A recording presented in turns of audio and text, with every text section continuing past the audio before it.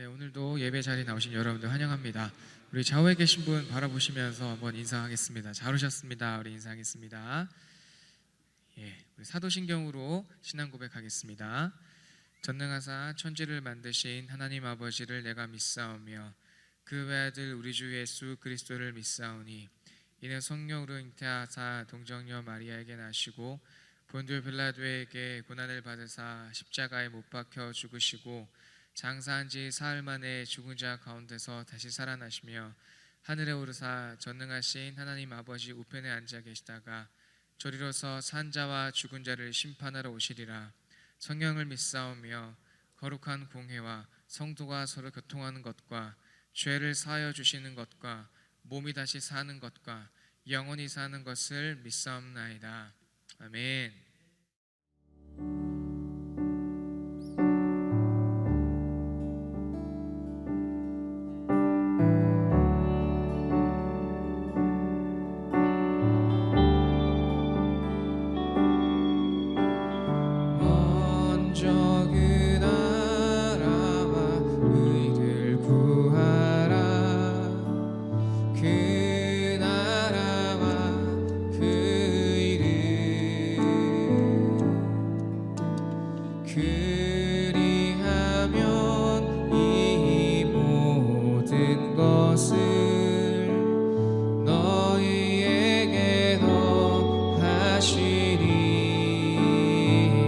사람이 떡으로만 살 것 아니요 하나님 말씀으로 그리하면 이 모든 것을 너희에게 더하시리.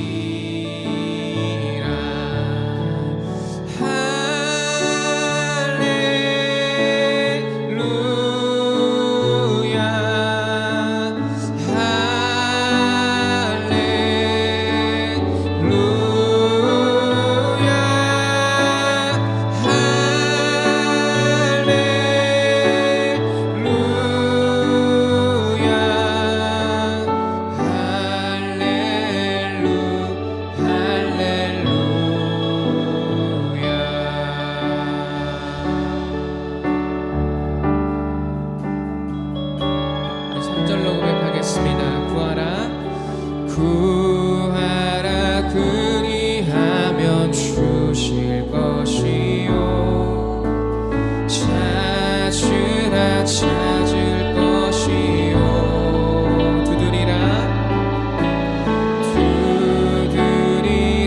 문이 열릴 것이니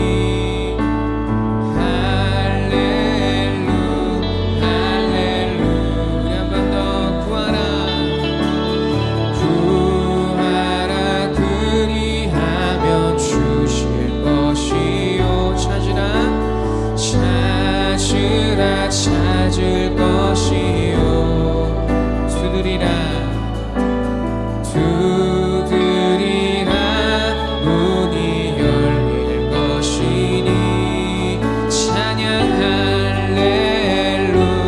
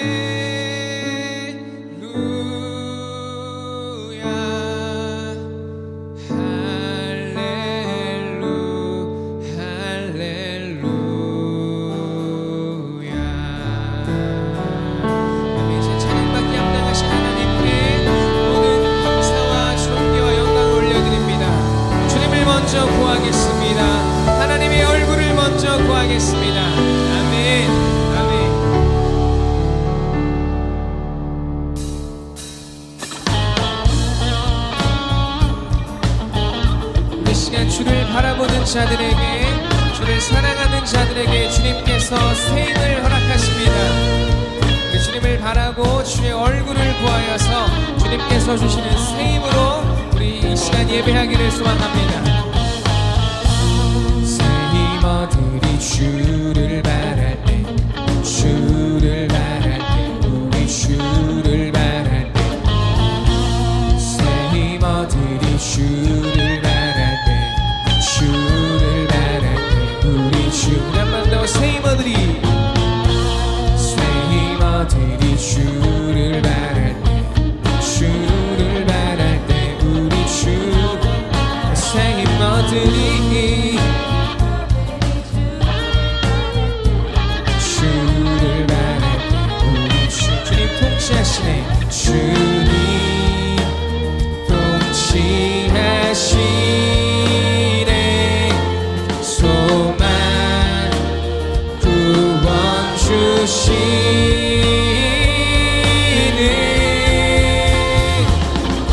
당신은 영원하신 주,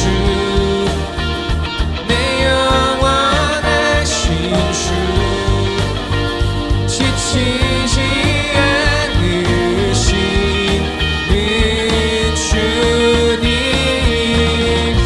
약한 자 방패 되시며 위로자 되신 주.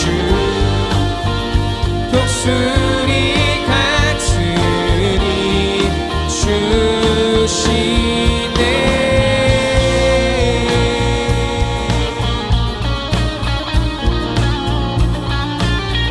우리 한 번 더 고백합니다. 새 힘 얻으리, 새 힘 얻으리 주를 바랄 때, 주를 바랄 때, 우리 주를 바랄 때, 새 힘 얻으리 주를 바랄 때, 주를 바랄 때. 주님 통치하시네, 주님 통치하시네. 소망 구원 주시네.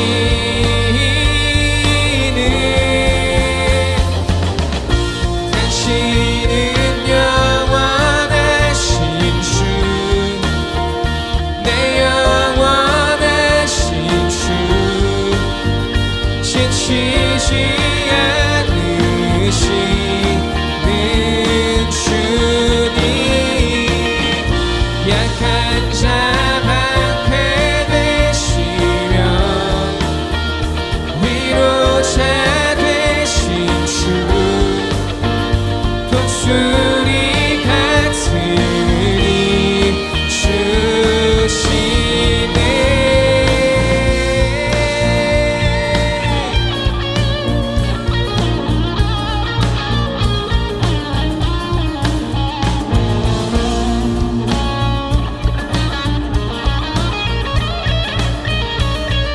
우리 함께 고백하겠습니다. 주님 통치하시네, 주님 통치하시네.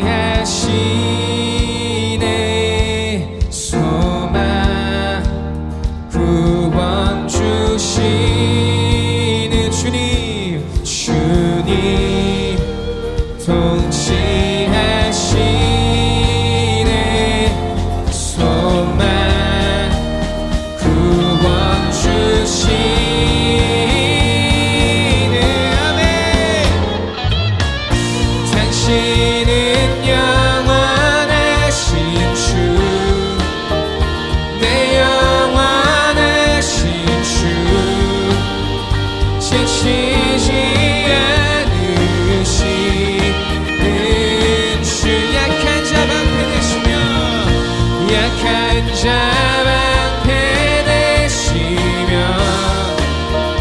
위로자 되신 주.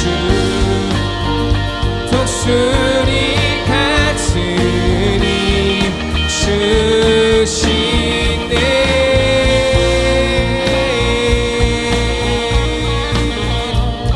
아멘. 우리 새 힘 주신 하나님께 감사 영광의 박수를 내드리겠습니다. 할렐루야. 아멘. 아멘. 우리 생명 되신 주님을 바라봅니다. 아멘.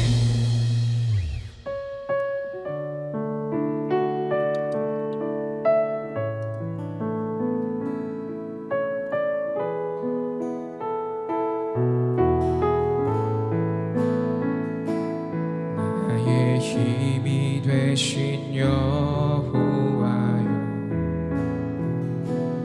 내가 주님을 사랑합니다. 주는 나의 반석이시며 나의 요새시라. 주는 나를 건지시는 나의 주, 나의 하나님, 나의 피할 바위시요, 나의 방패시라. 나의 하나님,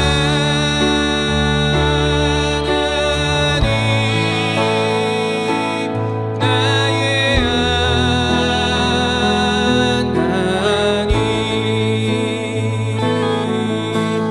구원의 뿌리시요,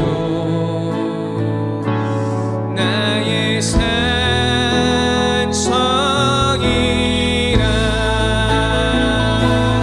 나의 하나님,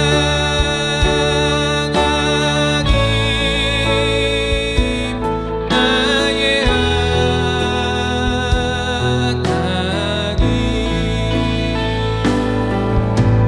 그는 나의 여호와,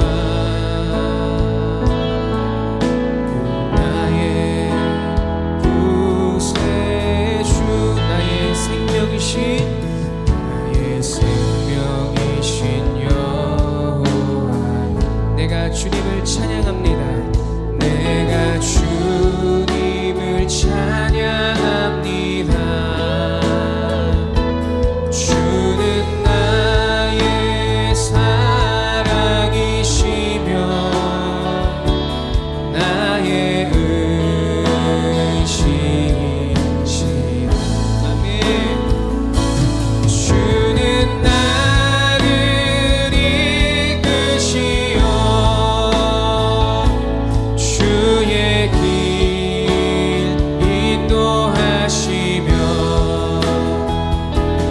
나의 생의 목자 되시.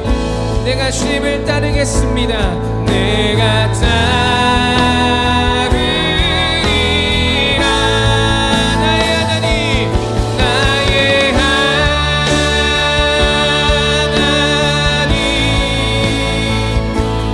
나의 하나님, 생명의 면류관으로 내게 씌우소서. 나의 하나님, 나의 하나님,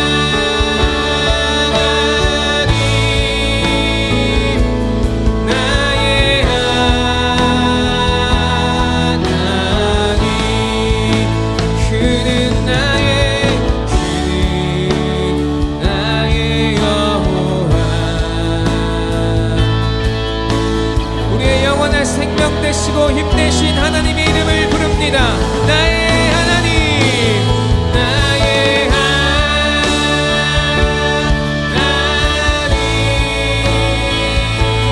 나의 하나님,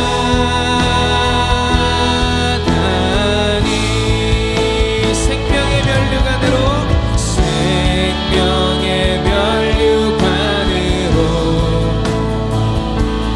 내게 나의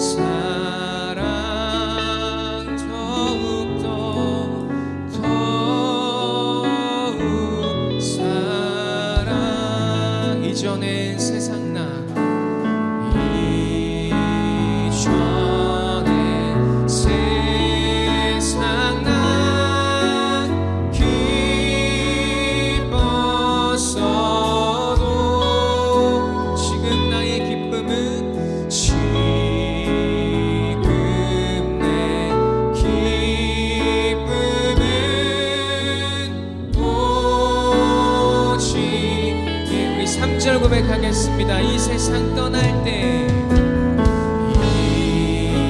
이 세상 떠날 때 찬양하고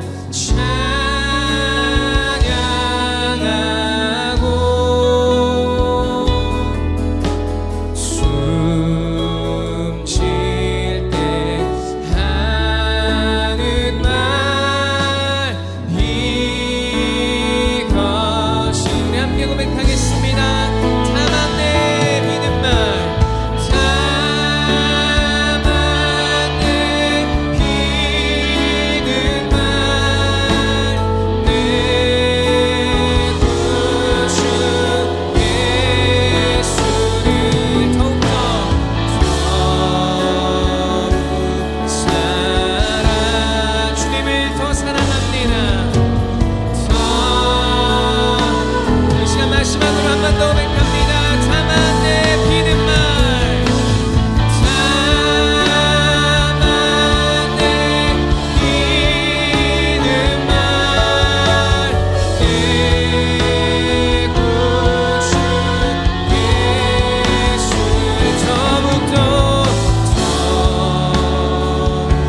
사랑, 더욱더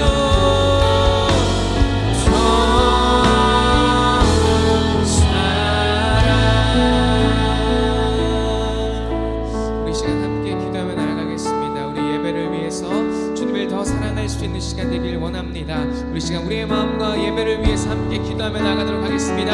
함께 기도하며 나아가겠습니다. 아멘.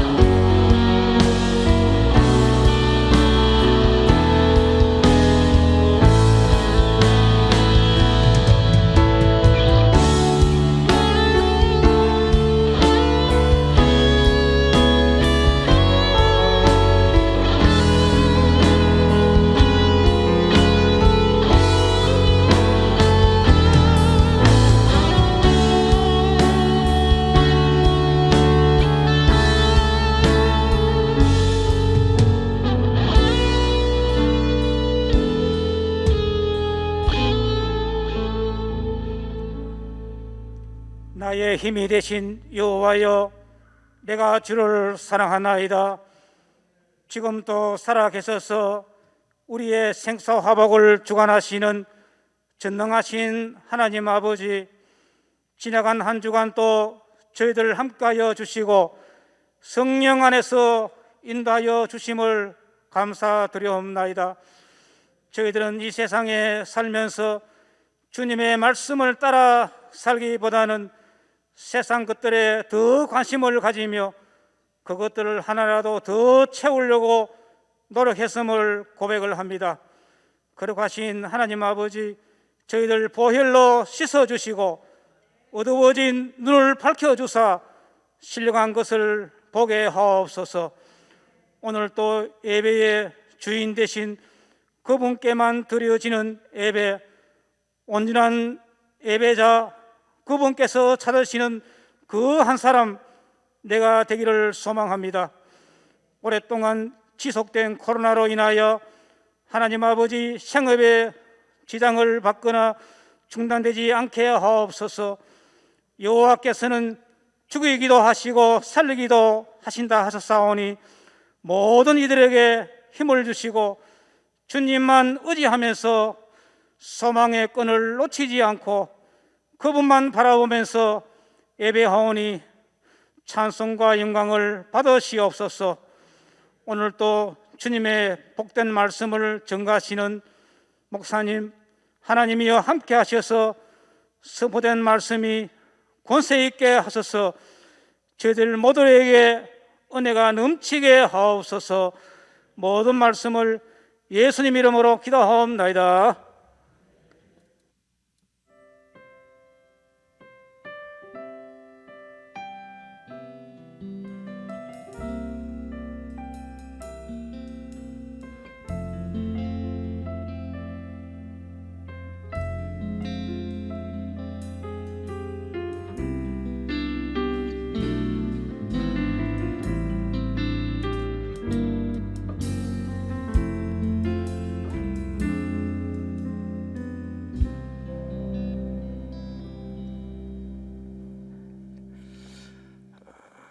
할렐루야.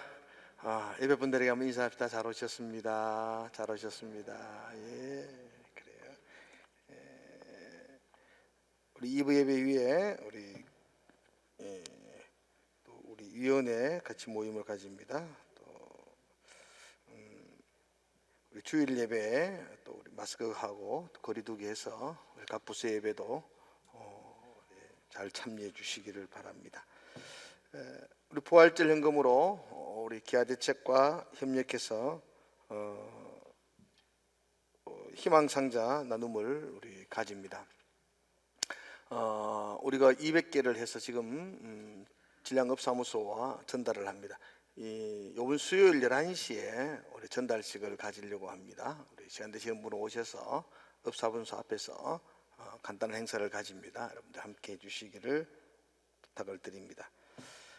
목사장로 기도회가 5월 17일에서 21일까지 세den교회에서 있습니다. 이번 목사장로 기도회는 1000명 수용 인원 때문에 1000명 선착순으로 이렇게 신청을 받습니다. 우리 목사장님들 중에 가실 분들은 오늘까지 신청을 해 주셔야 됩니다. 오늘까지 사무실로 의사를 표현해 주시기를 바랍니다. 여수와 사장팀에 함께 섬길 분들 같이 해 주시기를 바라고요. 우리 김성자 집사님 세명병원 입원 중에 있습니다. 우리 김경민 집사님 계양동으로 이사하셨습니다. 축하를 드립니다. 찬송가 295장 찬양드리면서 준비한 예물 드리겠습니다.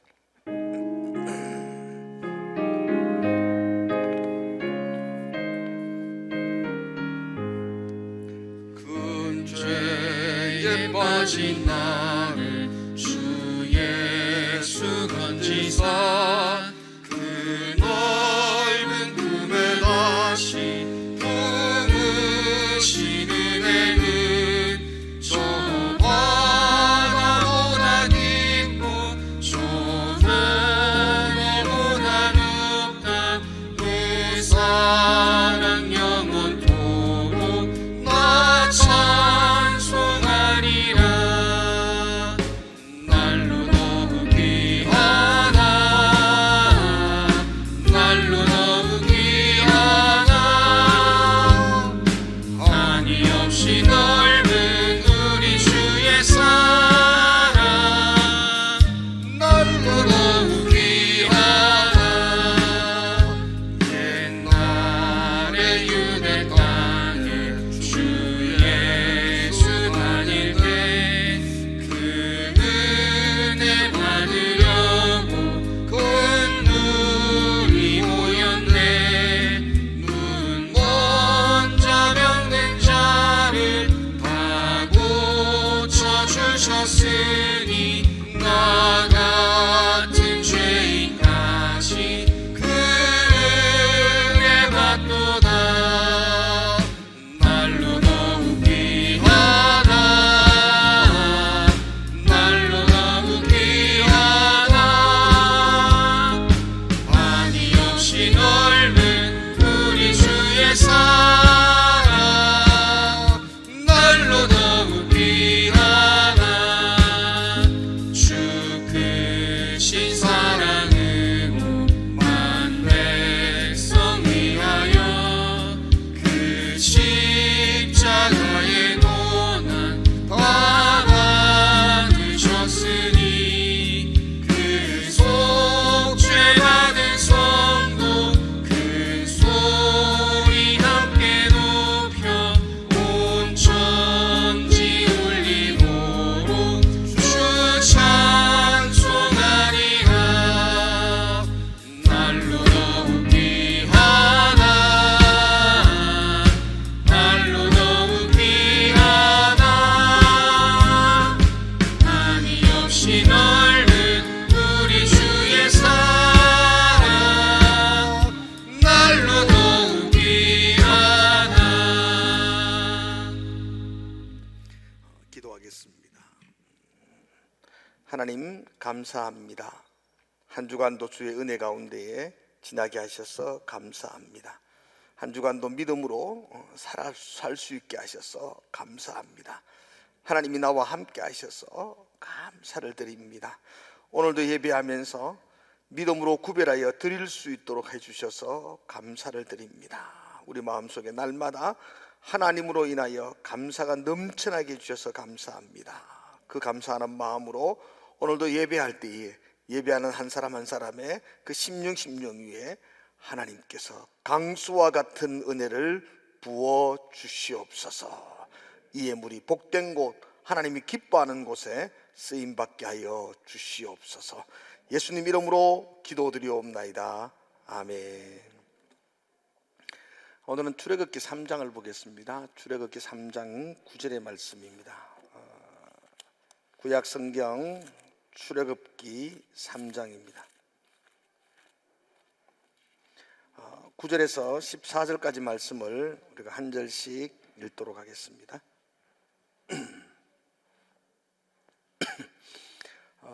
제가 9절을 먼저 읽겠습니다. 이제 가라, 이스라엘 자손의 부르짖음이 내게 달하고 애굽 사람이 그들을 괴롭히는 학대도 내가 보았으니 이제 내가 너를 바로에게 보내어 너에게 내 백성 이스라엘 자손을 애굽에서 인도하여 내게 하리라. 모세가 하나님께 아뢰되 내가 누구이기에 바로에게 가며 이스라엘 자손을 애굽에서 인도하여 내리이까? 하나님이 이르시되 내가 반드시 너와 함께 있으리라. 내가 그 백성을 애굽에서 인도하여 낸 후에 너희가 이 산에서 하나님을 섬기리니 이것이 내가 너를 보낸 증거니라.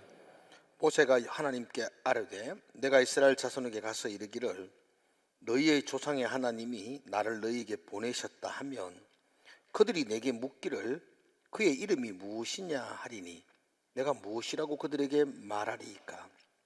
하나님이 모세에게 이르시되 나는 스스로 있는 자이니라. 또 이르시되 너는 이스라엘 자손에게 이같이 이르기를 스스로 있는 자가 나를 너희에게 보내셨다 하라. 아멘.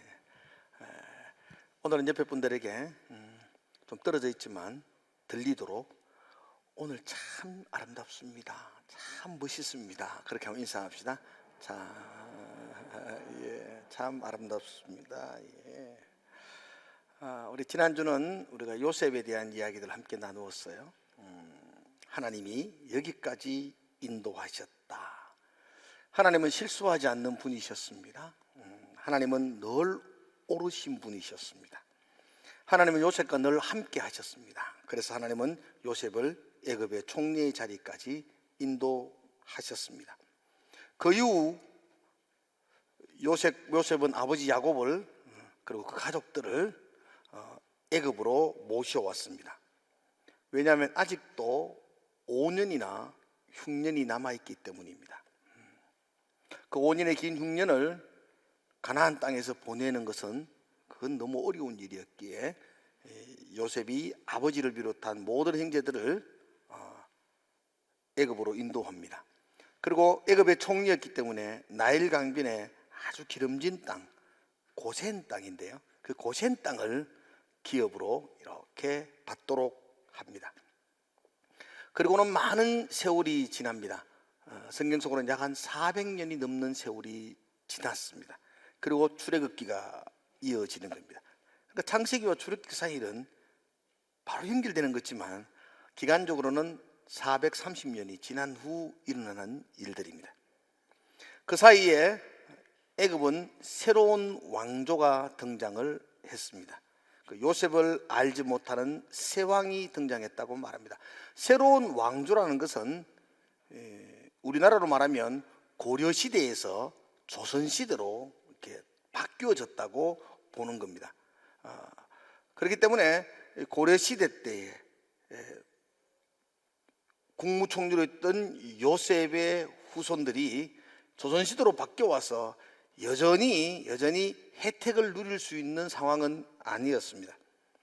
그리고 새로운 왕조의 왕으로 등장했던 왕들은 이 히브리 민족에 대해서 위협을 느낍니다. 왜냐하면 히브리 민족이 굉장히 빨리 번성합니다.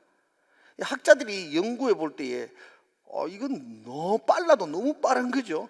원래 한 70명이 애굽으로 이주했는데 400년이 지나면서 200만 명이 인구가 증가하게 됩니다. 고대에는 인구가 증가하면 그것이 정권의 위협이 됩니다. 그래서 애굽의 바로 왕은 이스라엘의 인구 증가를 막기 위해서 그들을 노예로 삼아서 고된 일들을 시킵니다. 너무 고된 일을 하고 나면은 또 번성이 줄어들 거라고 생각했습니다. 근데 그 고된 노동은 실패로 돌아갑니다. 그러자 애굽의 왕은 더 강력한 정책을 썼죠.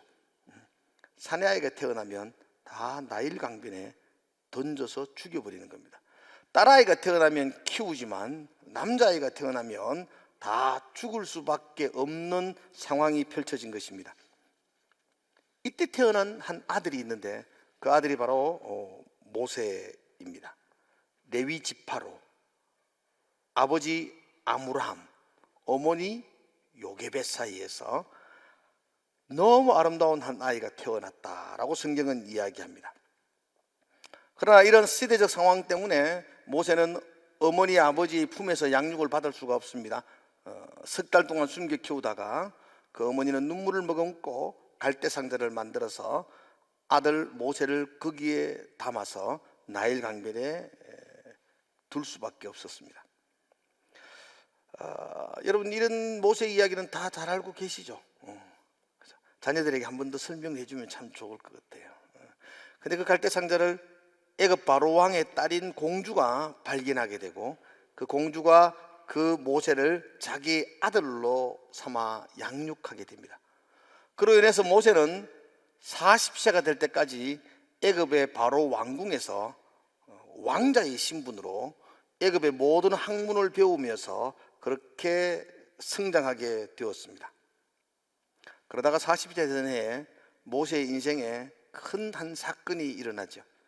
어느 날 모세가 길을 가다가 애굽의 한 관리가 자기 동족 히브리 민족의 연약한 한 사람을 괴롭히고 학대를 하는 것을 보게 됩니다. 자기 민족에 대한 의분이 있었던 이 모세가 주변에 사람이 없는 것을 보고 주먹을 들어서 애굽의 관리를 쳐서 죽여버립니다. 아무도 모를 줄 알았는데 모를 리가 있겠습니까? 바로 왕이 알게 되어지고 그 일이 화근이 되어서 모세는 미디안 광야로 도망을 하게 됩니다.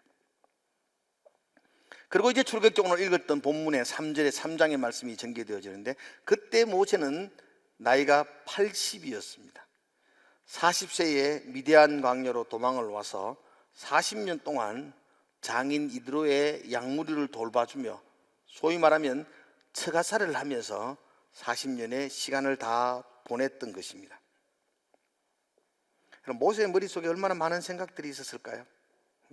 한때는 애굽의 왕자였습니다. 다음 왕의 대권도 도전해 볼 만한 그런 힘 있는 자였습니다. 모든 걸 할 수 있는 권력도 모세에게 있었습니다. 인생의 전성기를 보냈더랬습니다. 그때 그는 고통당하는 자기 민족이 눈에 들어왔습니다. 그리고 그들의 구원을 위하여 모세는 큰 결단을 했습니다. 근데 결과는 모든 것이 실패로 돌아가고 말았습니다. 그는 바로 왕의 칼날을 피해서 미디안 광야로 도망할 수밖에 없었습니다. 40년을 숨어 살고 있습니다. 이제 80이 되었습니다. 아무런 힘도 없습니다. 이제는 모세가 가지고 있는 것은 아무것도 없습니다. 무언가 새롭게 시작하기에는 너무 늦은 나이인 것 같습니다. 내 인생 여기서 끝나는 것인가? 희망 없는 하루하루를 모세는 살아가고 있습니다. 그런데 그때 하나님이 모세에게 찾아오셨습니다. 호렙산 근처에서 여전히 여느 때와 다름없이 장인 이드로의 양무리를 돌보고 있을 때에 하나님이 모세를 찾아가셔서 그를 부르십니다. 모세를 찾아가셨다 하나님이, 그리고 그를 부르셨다. 이걸 우리는 한마디로 말하면 은혜 이렇게 표현합니다. 이건 은혜였습니다. 모세는 하나님을 찾아갈 힘도 없었고 하나님을 찾아갈 능력도 없었고 하나님을 찾을 만한 생각도 없었고 하나님을 찾아야 되겠다는 의지도 모세에게는 없었습니다. 그런데 하나님이 모세를 찾아오셨습니다. 그리고 모세를 부르셨습니다. 여러분, 하나님이 모세를 찾아오셨다. 이 말을 다른 말하면 전능하신 그 창조주 신께서 보잘것없는 인간을 찾아오셨다는 이야기입니다. 이건 은혜라는 말 외에는 설명할 수가 없습니다. 다른 모든 종교에서는 이런 일이 있을 수가 없습니다. 여러분, 다른 종교에서는 인간이 노력하고 애써서 한 발 한 발 신에게 찾아가는 것입니다. 입신의 경지에 이르기를, 뭐 그런 목표를 가지고 하잖아요. 불교에도 성불하십시오, 부처가 되십시오, 열심히 경진하고 노력해서 여러분들이 부처의 자리로 올라가십시오, 그런 거잖아요. 그래서 그들은 불교는 대단한 것 같아요. 면벽수행 이렇게 말하더라고요. 벽만 보고 있는 거예요. 벽만 보고. 묵은수행 이러면 말도 안 해요. 말 안 하고 1년씩 지나는 거죠. 누워서 잠자지 아니하고 앉아서 벽 보고 몇 년을 그렇게 지낸다 그러더라고요.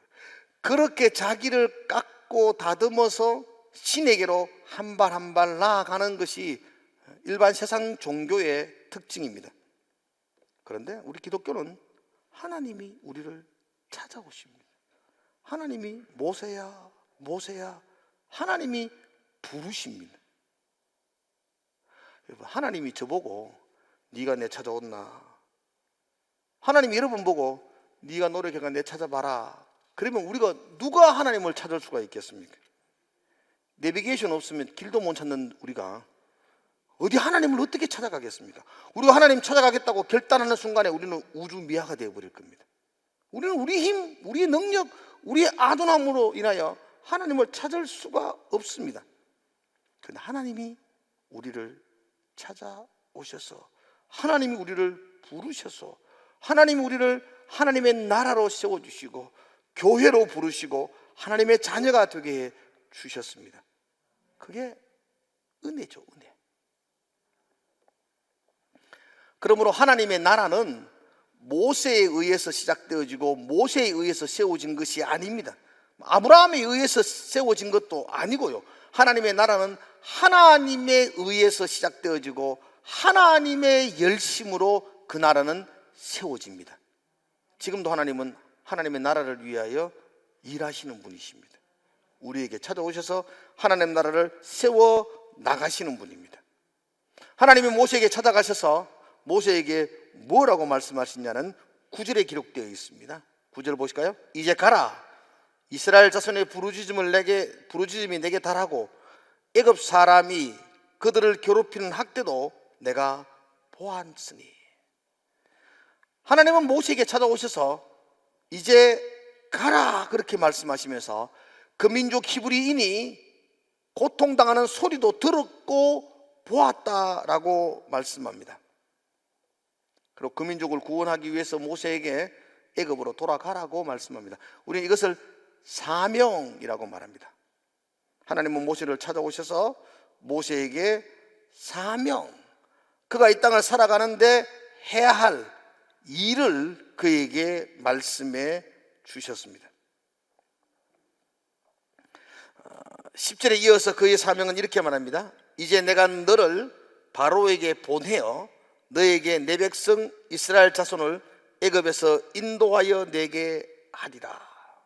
내가 그들의 고통을 들었고 보았다. 너는 가라. 너는 가서 그 백성을 바로에게서 인도하여 하나님의 약속의 땅으로 인도해라. 이렇게 말씀하고 있습니다. 근데 이 말씀은 사실은 모세가 듣기로는 굉장히 황당한 말씀입니다. 예전에 모세가 힘이 있을 때에, 예전에 모세가 능력도 있을 때에, 예전에 모세가 전성기일 때에 그가 그 민족을 구원하기 위해서 의로운 분노로 일어났었습니다. 그런데 실패로 돌아갔고요. 그는 광야로 도망하는 신세가 되었습니다. 그때 하나님은 모세에게 아무런 도움도 주지 않았습니다. 하나님이 그때 도와주셨다면 모세는 굉장한 일을 이룰 수 있었을 겁니다. 그런데 하나님은 그때 잠잠하셨습니다. 그로 인해서 실패자가 되어서 지금 미디안 광야에서 나이 80이 되어 힘없는 노인으로 앉아 있습니다. 그런데 지금 하나님이 이제 와서 모세에게 가라, 네가 할 일을 내가 주겠다라고 말씀하시는 겁니다.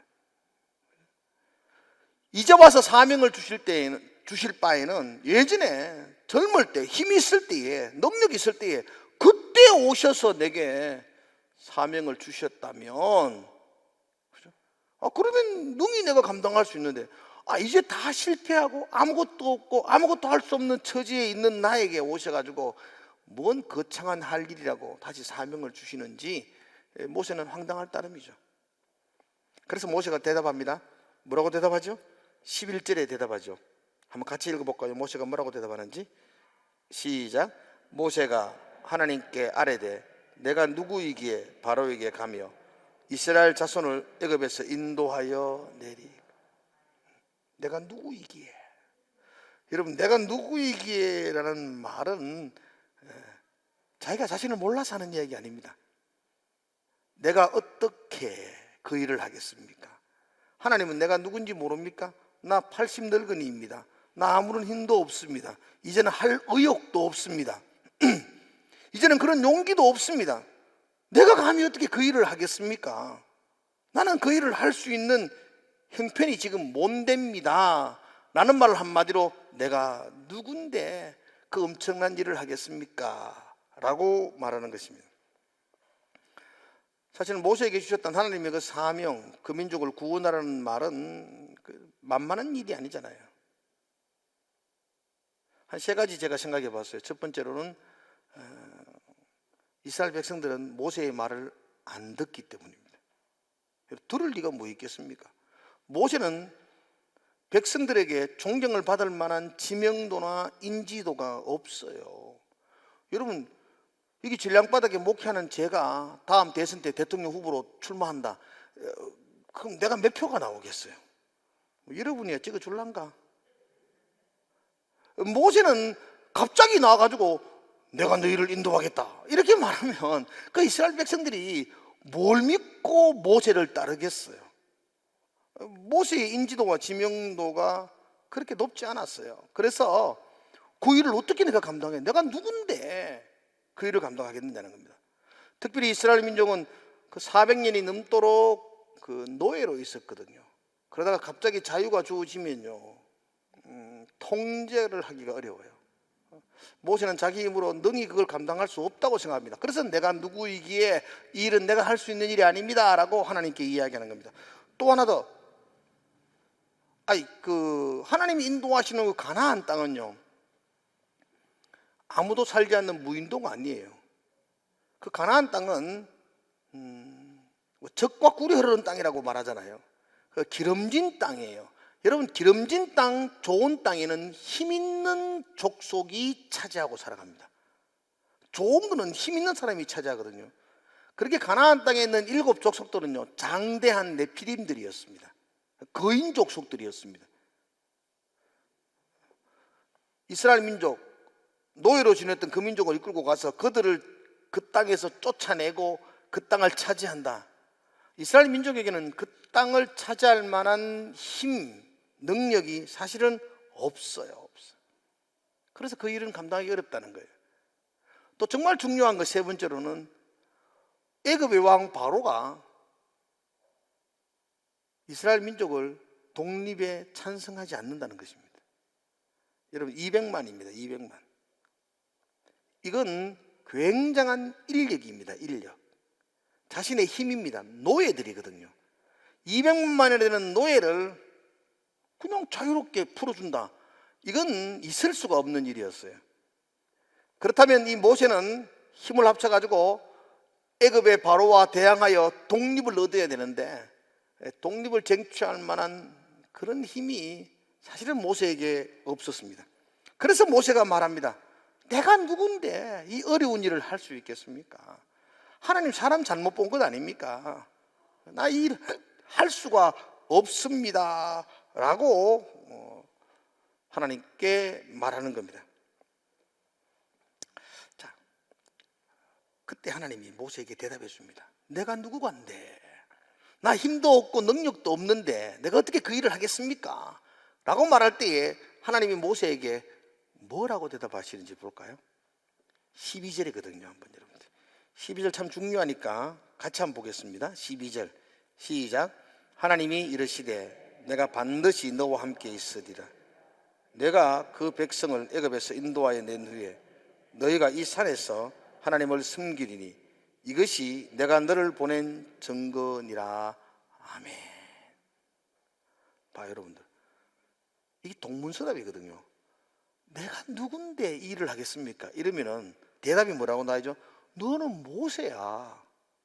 내가 누군데? 라고 말하면 너는 그래도 젊은 시절 애굽의 왕궁에서 모든 학문을 배웠던 인재가 아니냐 이렇게 말하든지, 아니 내가 누군데 이 일을 하겠습니까? 라고 말하면 너 40년 동안 광야에서 그 광야의 지리와 환경들을 익혔지 않느냐, 네가 적임자가 아니냐 라고 말하는 게 정답이죠. 내가 누구간데. 그럼 거기에 맞는 대답을 하나님이 하셔야 됩니다. 근데 하나님의 대답은 뭐냐고, 무엇입니까? 내가 누구간데 이 일을 하겠습니까? 라고 말하자 하나님은 내가 반드시 너와 함께 하겠다 이렇게 말씀합니다. 이 말은 무슨 뜻일까요? 네가 누군가는 상관이 없다는 겁니다. 네가 힘이 있고 힘이 없고, 네가 능력이 있고 능력이 없고, 네가 재능이 있고 재능이 없고, 이런 것은 상관이 없어. 네가 어떠하든지 나는 상관하지 않아. 내가 반드시 너와 함께 하겠다. 그렇게 약속하고 있습니다. 여러분, 하나님이 주시는 사명은 누가 감당할 수 있냐면 하나님이 함께 할 때에 그 일은 이루어질 줄로 믿습니다. 하나님의 사명은 능력 있는 사람을 통해서 이루어지는 것도 아니고, 힘 있는 사람과 권력 있는 사람으로 통해서 이루어지는 것도 아니고, 하나님의 사람은 다양한 재주가 있는 비상한 실력이 있는 사람들로 인하여 이루어지는 것이 아니요, 하나님의 사명은 하나님이 함께 할 때에 이루어지는 줄로 믿습니다. 내가 누구간데, 너 누군지는 아무 상관없어. 내가 반드시 너와 함께 하겠다. 그렇게 말씀하고 있습니다. 오늘 예배하는 여러분들이 이 음성 듣기를 축복합니다. 하나님 여러분에게 동일하게 말씀하십니다. 네 능력이 어떤지 나는 상관하지 않는다.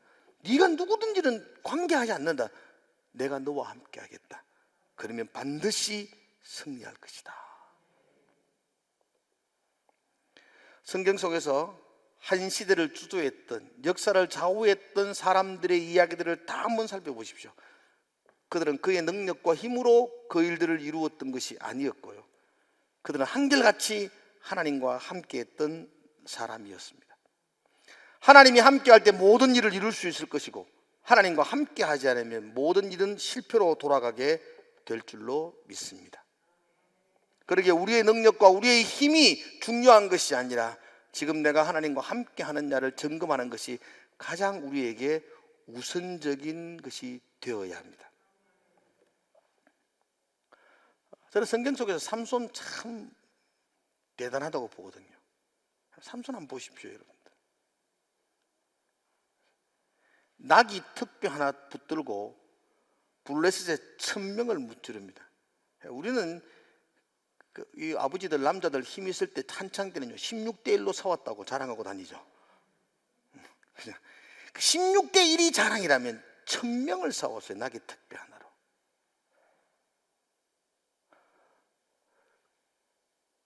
한 번은 블레셋 땅에 가가지고 여우를 300마리 붙들어가지고 여우 꼬리를 묶어요.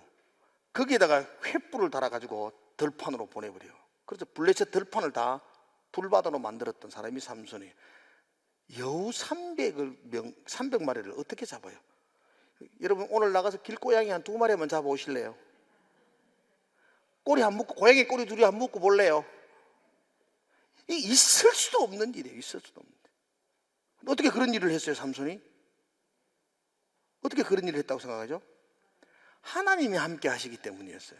그건 인간의 능력으로 할 수 있는 일이 아니에요. 그거는 어느 성에 가가지고는 블레셋 군대가 삼손 나오면 죽이려고 숨어 있으니까 삼손이 가가지고 그 성의 성문을 들고 흔들고 빼가지고 성문을 등에 지고 자기 집으로 와버렸어요.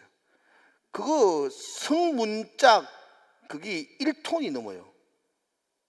그 1톤짜리를 이래 젊어지고 그냥 이래 시실 놀면서 오니까 숨었던 사람들이 그거 급이라가 달라들지도 못했어요. 여러분, 그거 인간의 힘으로 했다고 생각하십니까? 아니요, 그건 하나님이 함께 하신 것입니다. 그죠? 그러나 삼손이 하나님이 함께 하지 않을 때에는 붙잡혀서 짐승처럼 눈이 뽑히고 맷돌을 갈며 다곤의 신전에서 많은 사람들의 조롱거리가 되고 수치가 되는, 하나님이 함께 하지 않을 때 그는 철저한 실패자가 되는 것을 보게 됩니다. 여리고성과 아이성의 이야기도 한번 보십시오. 하나님이 함께 하실 때 여리고성, 그 견고한 성읍이 종이장처럼 무너졌습니다. 그런데 하나님이 함께 하지 않자 작은 아이성 전투에서 이스라엘은 실패하고 모욕을 당하고 조롱거리가 되기도 했었습니다. 이 시대도 마찬가지 아닙니까? 고대 구약에서만 그런 게 동일하고 요즘 우리하고는 아무 관계가 없다, 그렇게 보면 우리는 성경을 믿을 이유가 없지 않습니까? 누가 이 시대의 승리자가 될 수 있습니까? 하나님이 함께 하실 때입니다. 누가 이 시대의 역사의 주인공이 될 수 있습니까? 하나님이 함께 하실 때입니다. 누가 이 시대에 하나님의 사명을 성공적으로 이룰 수 있습니까? 하나님이 함께하는 사람입니다. 하나님이 함께할 때에 우리는 모든 일을 이룰 수 있을 것이지만 하나님이 함께하지 않으면 아무 일도 할 수 없을 겁니다. 하나님이 우리의 힘이십니다. 하나님이 우리의 능력이십니다. 내가 어떠하든지, 지금 내 모습이 어떠하든지, 지금 내 환경이 어떠하든지 이건 중요하지 않다고 말합니다. 네가 어떠하든지 내가 반드시 너와 함께 하겠다라고 말씀합니다. 오늘 예배할 때 이 음성이 하나님이 여러분에게 하신 음성으로 들으시기를 주의 이름으로 축복합니다. 하나님이 나와 함께 하신다. 그럼 우리 당당할 수 있습니다. 세상 사람들이 보기에는 우리 볼품이 없죠. 뭐 가진 것도 없고 배운 것도 많지 아니하고, 그죠? 누군처럼 이목구비가 뚜렷하게 늘씬하고 예쁜 것도 아니고, 그러나 하나님이 반드시 나와 함께하는 줄로 믿습니다. 하나님이 지금 우리에게도 동일하게 말씀합니다. 네가 어떠하든지는 아무 상관없어. 내가 반드시 너와 함께하겠다. 이 말씀을 듣고도 모세는 다시 한번 하나님께 질문을 합니다. 모세의 질문은 13절입니다. 13절 한번 보겠습니다. 같이 한번 보겠습니다. 시작. 모세가 하나님께 아뢰되 내가 이스라엘 자손에게 가서 이르기를 너희의 조상의 하나님이 나를 너희에게 보내셨다 하면 그들이 내게 묻기를 그의 이름이 무엇이냐 하리니 내가 무엇이라고 그들에게 말하리까? 하나님 이름이 무엇이라고 내가 말하리까? 라고 말합니다. 그럼 하나님의 이름이 무엇입니까? 단순한 물음이 아닙니다. 하나님 이름 무엇입니까? 라는 이 물음의 그 내면적인 깊은 뜻은요, 하나님이 어떤 능력이 있습니까? 우리가 하나님을 믿고 따를 수 있습니까? 하나님이 어떤 힘이 있기에, 힘 있는 분이시기에 우리가 하나님 믿고 애굽의 바로왕과 싸우고 그리고 가나안 땅을 향하여 돌진할 수 있겠습니까? 하나님의 능력, 그죠? 하나님의 권세, 하나님 어떤 분이십니까? 라고 묻는 물음입니다. 모세의 이 물음에 하나님은 모세와 우리들에게 하나님에 대하여 두 가지로 말씀합니다. 첫 번째, 하나님에 대해서 14절에 말씀하는데요, 하나님 어떤 분이냐고 물으니까 하나님 뭐라고 말하죠? 나는 스스로 있는 자니라. 한번 따라 합시다. 나는 스스로 있는 자니라. 스스로 있다는 말이 무슨 뜻이죠? 스스로 있다는 말이, 여러분, 세상의 모든 만물, 세상에 있는 하나님 외에 다른 모든 것들은 그 무언가의 의존적 존재입니다. 스스로 있는 게 아닙니다. 자, 강대상. 이 강대상이 이름하지만 이건 나무가 깎아서 만들었죠. 이 강대상이 여기 존재하기까지는 나무가 필요하고 이 강대상을 만드는 장인이 있어야 되고 만들어야 되겠죠. 강대상은 스스로 여기에 있을 수 없는 거죠. 그 누군가 그 무언가에 의존해 가지고 강제상이 된 거잖아요. 이 마이크도 마찬가지 아닙니까?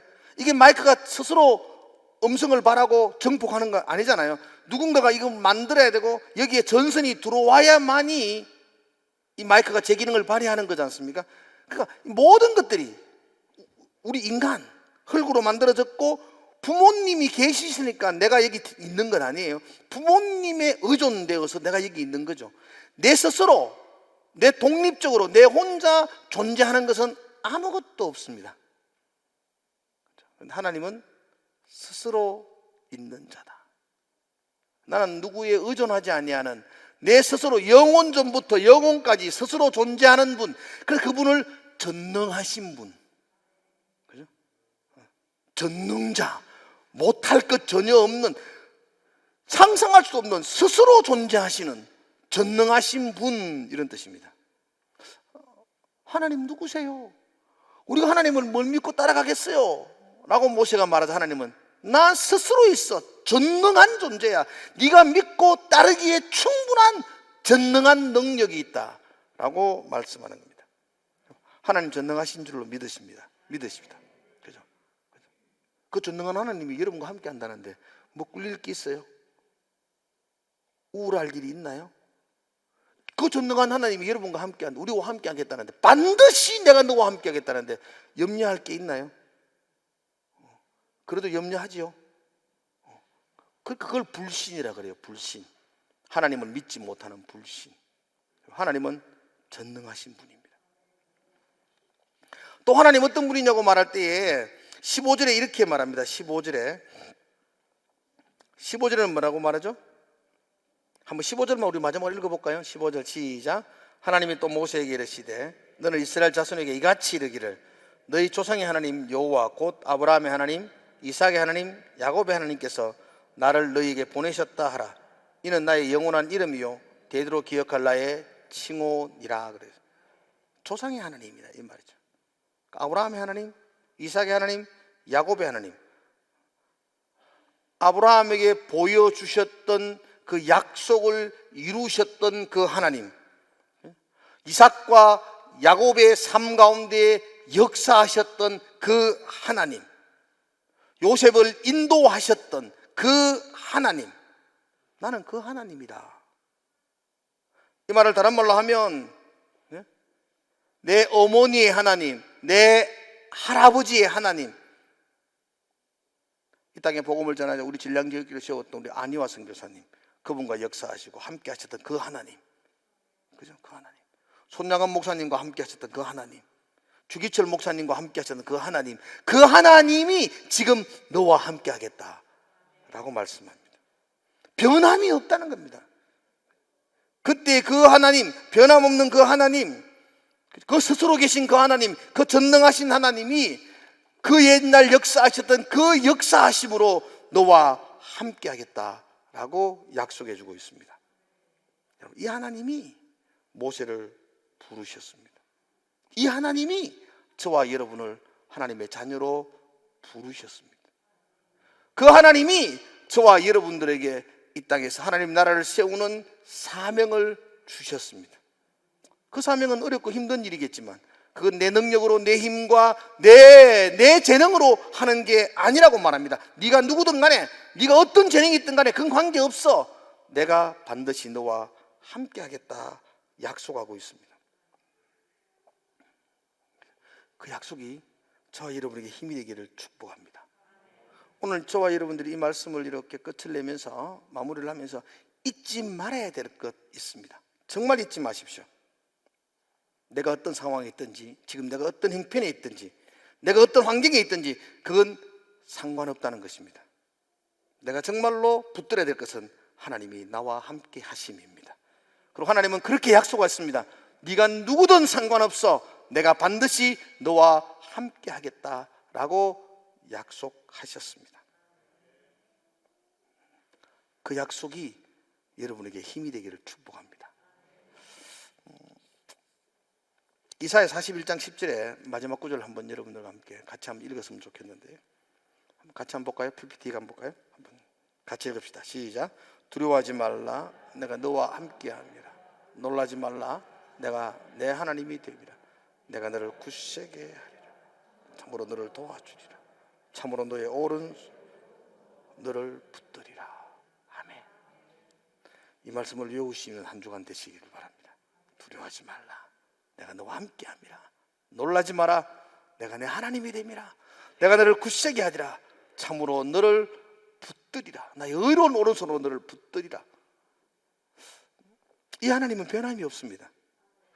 아브라함의 하나님이었고, 이삭의 하나님이었고, 야곱의 하나님이었고, 우리 어머니의 하나님이었고, 그 하나님은 지금 나의 하나님이 되십니다. 그 하나님이 우리를 찾아오셨고, 우리를 부르셨고, 우리에게 사명을 주셨습니다. 그 하나님이 주신 사명은 하나님의 열심으로 반드시 이루어질 것입니다.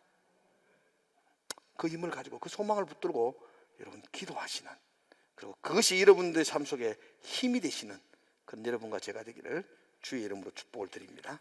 기도하겠습니다. 하나님, 그 하나님이 주시는 승리를 우리가 맛보게 하여 주시고, 반드시 나와 함께 하겠다는 그 하나님을 붙들고 우리가 이 땅에서 승리하며 나갈 수 있도록 축복하여 주시옵소서. 비록 지금 우리는 볼품이 없고, 비록 지금 우리는 아무것도 없는 것처럼, 아무것도 할 수 없는 것처럼, 연약한 존재인 것처럼, 80대 노인의 모습으로 지금 서 있는 것 같지만, 그러나 하나님이 함께 하시면 반드시 이루어질 줄로 믿습니다. 그 승리의 하나님을 찬송하며 한 주간 힘 있는 삶을 살아갈 수 있도록 주님께서 인도하여 주시옵소서. 예수님 이름으로 기도드리옵나이다. 아멘. 우리 다 함께 나셔서 찬송합시다.